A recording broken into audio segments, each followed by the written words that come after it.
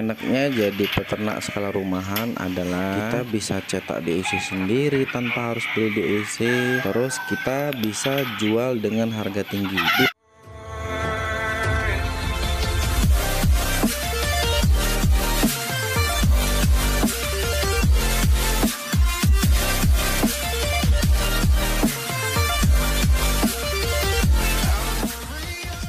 Enaknya jadi peternak skala rumahan adalah kita bisa cetak DUC sendiri tanpa harus beli DUC. Terus kita bisa jual dengan harga tinggi. Pasti untungnya berlipat-lipat karena kita modalnya hanya sekali, yaitu modalnya hanya beli indukan. Kalau di sini itu untuk harga jual ayam kampung itu sekitar 48. Kemarin kita dapat harga 48.000. Paling mentok kita di harga 43 itu per kilonya.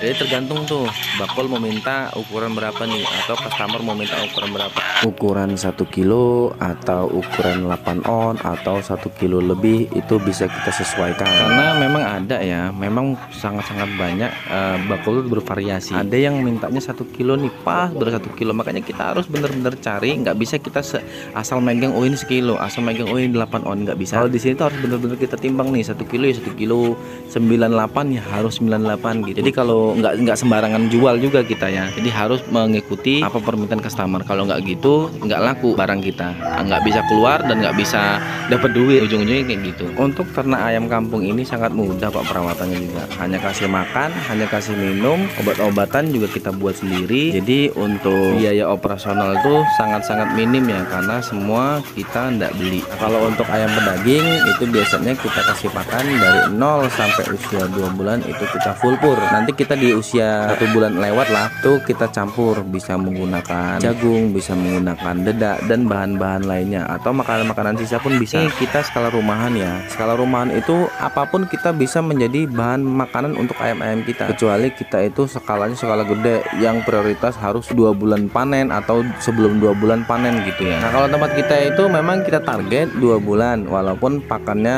kita agak basing ya, atau di basing itu bahasanya, atau di sini bahan-bahan sisa juga kita kasih pakan.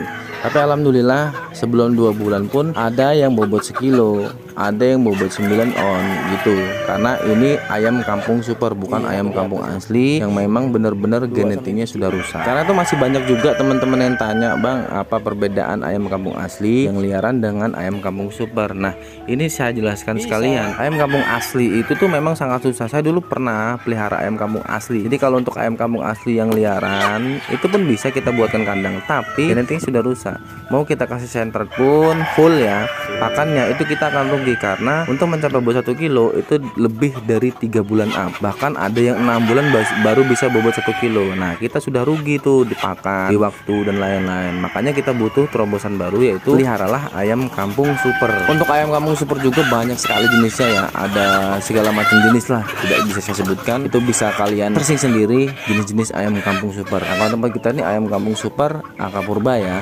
jadi memang kita silang-silangkan A, B, C, D ya ketemulah ini. Dan kalian pun bisa triknya yaitu cukup kalian itu hanya beli bibit ayam kampung super A, ayam kampung super B, silang-silangkan aja, nanti ketemu sendiri kok. Jadi nggak butuh belajar yang sangat-sangat intens, nggak butuh. Oke, silang sana silang sini nanti ketemu sendiri gitu. Lalu obat-obatan yang kita pakai untuk membuat ayam-ayam ini selalu sehat, yaitu pertama adalah desinfektan badak. Desinfektan badak itu adalah untuk semprot kandang ya rekan-rekan ya. Jadi bisa dilihat tuh, kandang kita ini udah lama alasnya, sudah setahun ya, tapi alhamdulillah tidak becek.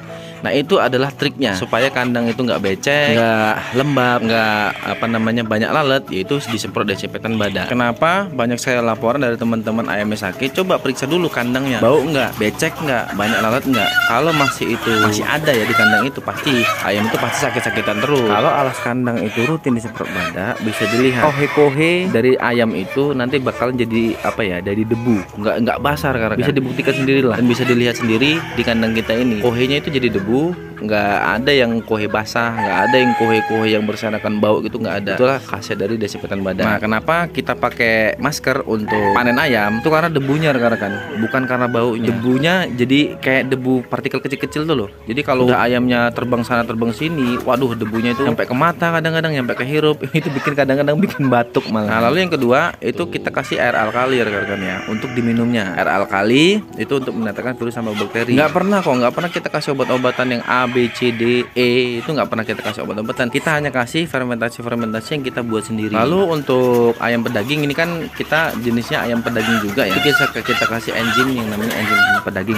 Enzim pedaging itu untuk penyerapan sempurna nutrisi dan pakan yang kita kasih. Apapun pakan yang kita kasih itu alhamdulillah insya Allah bakalan terserap sempurna di ayam-ayam kita ini. Jadi nggak buang lagi ke kohe gitu. Lalu juga kita selingkan dengan Synbio PPK. Itu Synbio itu adalah probiotik plus prebiotik jadi satu, nyampur jadi satu. Jadi kalau kita merawat ayam ya hanya itu aja sekarang kan ya. Pelihara ayam tuh nggak susah. Kalau kita cuma kasih pakan pagi, kasih pakan sore, terus kita kasih herbal-herbalan untuk diminumnya, untuk dipakannya, selesai. Langsung kita panen kalau sudah mencapai bobot yang kita inginkan gitu.